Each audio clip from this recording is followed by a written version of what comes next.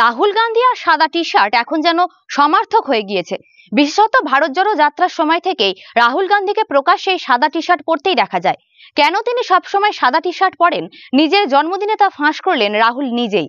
গত 19শে জুন নিজের জন্মদিনে এক্স হ্যান্ডেলে পোস্ট করে রাহুল লেখেন, অনেকেই তার কাছে সাদা টি শার্ট পরার কারণ জানতে চেয়েছেন। রাহুল লিখেছেন, সাদা রঙের এই টি শার্ট তার কাছে স্বচ্ছতা, সহমর্মিতা এবং সারল্যের প্রতীক।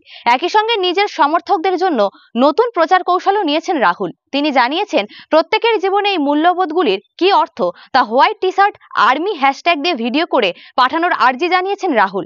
যারা এই ভিডিও করে পাঠাবেন তাদের একটি করে সাদা টি শার্ট উপহার দেবেন বলে জানিয়েছেন রাহুল। গত কয়েকদিনে নেটের মতো সর্বভারতীয় পরীক্ষায় প্রশ্ন ফাঁস দুর্নীতির অভিযোগ সামনে এসেছে। চাপে পড়ে নেট পরীক্ষা বাতিল করতে হয়েছে কেন্দ্রীয় সরকারকে। এই সময় রাহুলের নতুন প্রচার কৌশল বিশেষ তাৎপর্যপূর্ণ বলেই মনে করা হচ্ছে। মূলত প্রশ্ন ফাঁস, মূল্যবৃদ্ধি, বেকারত্বের মতো ইস্যুতে যুব সমাজকে কেন্দ্রীয় সরকারের বিরুদ্ধে একজোট করতেই রাহুলের এই কৌশল বলে মত রাজনৈতিক বিশ্লেষকদের। বিশেষত ভারত জোড়ো যাত্রার পর কংগ্রেস নির্বাচনে বহু কাঙ্ক্ষিত যে সাফল্য পেয়েছে তা রেস ধরে রাখতে মরিয়া রাহুল।